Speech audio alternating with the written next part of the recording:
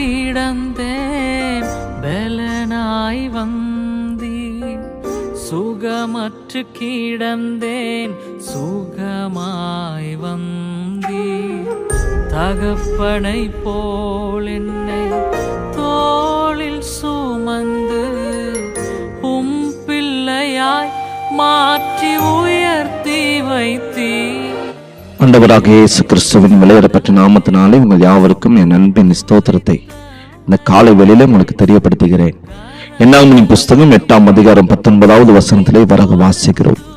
லேவியர் இஸ்ரவேல் புத்திரருடைய பணிவிடையை ஆசரிப்பு கூடாரத்தில் செய்யும்படிக்கும், இஸ்ரவேல் புத்திரருக்காக பாவ நிவர்த்தி செய்யும்படிக்கும், இஸ்ரவேல் புத்திரர் தாங்களே பரிசுத்த ஸ்தலத்தில் சேருகிறதுனால் இஸ்ரவேல் புத்திரரில் வாதையுண்டாகாதபடிக்கும் லேவியரை அவர்களிலிருந்து எடுத்து ஆரோனுக்கும் அவன் குமாரருக்கும் தத்தமாக கொடுத்தேன் என்றார் என்று சொல்லி நாம் பார்க்கிறோம்.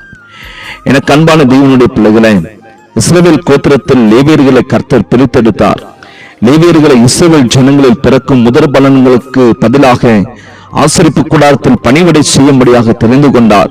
அவர்களை ஆசாரிய ஊழியம் செய்கிற ஆரோனுக்கும் அவன் குமாரருக்கும் தத்தமாக கொடுத்தேன் என்று கர்த்தர் சொல்லுகிறார். தத்தமாக என்று சொன்னால் பரிசாக என்ற அர்த்தம். ஆரோனை போல அழைக்கப்பட்டால் ஒருவனும் ஆசாரிய ஊழியத்திற்கு வரலாகாது என்று வேதம் சொல்லுகிறது. ஆனால் பணிவிடை செய்யும்படியாக கர்த்தர் சபையில் உள்ள அனைவரையும் தத்தமாக தெரிந்து கொள்ள வேண்டும் என்று வாஞ்சை உள்ளவராக காணப்படுகிறார். காரணம் வசனம் சொல்லுகிறது, உலகம் என்பதை சுவிசர்களை உருவாக்க வேண்டும் என்று சொல்லி. நீங்கள் உங்களுக்கு பிரியமானவர்களுக்கு பிறந்த நாளுக்கோ இல்லை திருமண நாளுக்கோ இல்லை வேற ஏதாவது ஒரு விசேஷத்த நாளுக்கு நீங்கள் கடந்து செல்லும் போது நல்ல விலையுயர்ந்த ஒரு பரிசு வாங்கி செல்ல வேண்டும் என்று நீங்கள் விரும்புவீர்கள். கடைக்கு சென்று எந்த பரிசு மிகவும் சிறந்ததோ அவற்றை வாங்கி செல்லுவீர்கள். அது போலத்தான் சபையில் இருக்கும் உங்கள் அனைவரையும் கர்த்தர் தத்தமாக பரிசாக தெரிந்து கொண்டுள்ளார். ஆகையால் நீங்கள் ஒவ்வொருவரும் விசேஷித்தவர்களாய் காணப்படுகிறீர்கள். சபையில் அநேக வேலைகள் காணப்படுகிறது. அவற்றை செய்வதற்கு ஒரு சில ஆட்கள் என்றல்ல, அனைவரும் முன் வந்து பணிவிடைகளை செய்ய வேண்டும் என்று கர்த்தர் விருப்பமுடையவராய் காணப்படுகிறார். மோசேக்கு துணையாக 70 பேரை கர்த்தர் நியமித்த போது அவர்கள் அனைவரும் தீர்க்கதரிசனம் உரைத்தார்கள். அவர்கள் 2 பேர் பாளையத்தில் இருந்து விட்டார்கள். அவர்களும் பாளையத்தில் இருந்தவாறே தீர்க்கதரிசனம் சொன்னார்கள். அப்பொழுது யோசுவா அந்த 2 பேரும் தீர்க்கதரிசனம் உரைக்காத போது நீ தடை பண்ண வேண்டும் என்று சொல்லி மோசேயிடம் சொன்ன பொழுது அதற்கு மோசே சொல்லுகிறார், நீ எனக்காக வைராக்கியம் காண்பிக்கிறாயோ?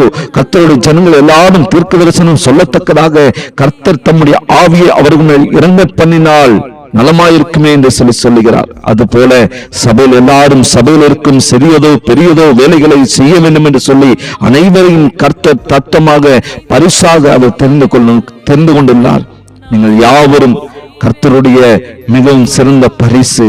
ஆகையால் அந்த எண்ணத்துடன் அவருடைய ராஜ்யத்தை கட்ட முன்வாருங்கள்.